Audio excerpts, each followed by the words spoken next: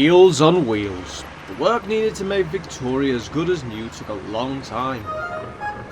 Summer came with a long, hot, dry spell and no rain. The sun shone from a clear blue sky.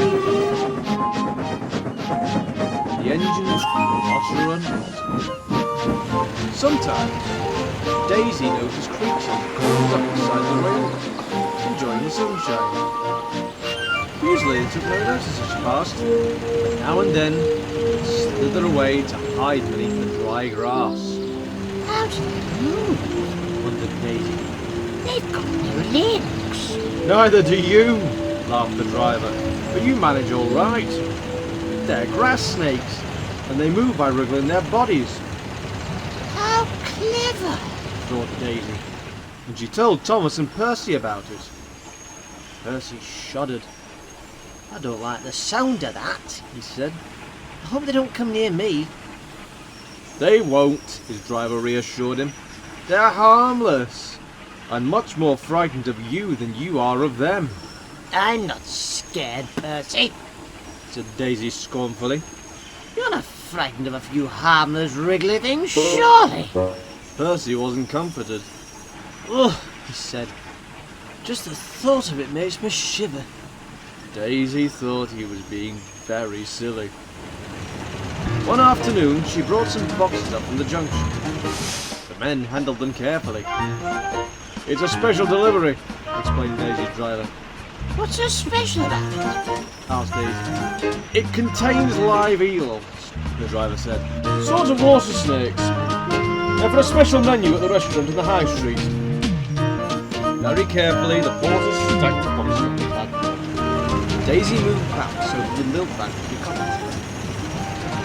The porters began to load empty milk churns into the van. The pile of boxes was now just in front of them.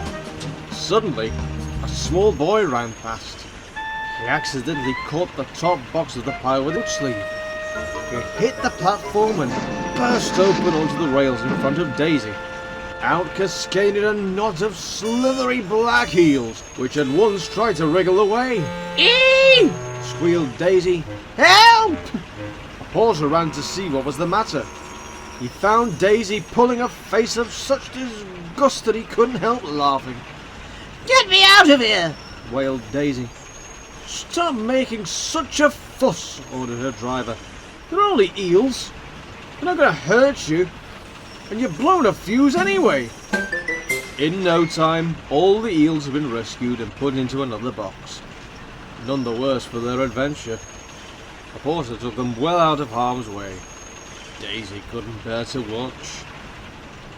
A fitter came and tried to mend her, but she was in such a state of nerves that it was no use. Thomas had to take her passengers back to the junction. That night, Percy and Toby made up lots of what they called wriggly jokes, which Daisy thought were very silly. Never mind, said Toby.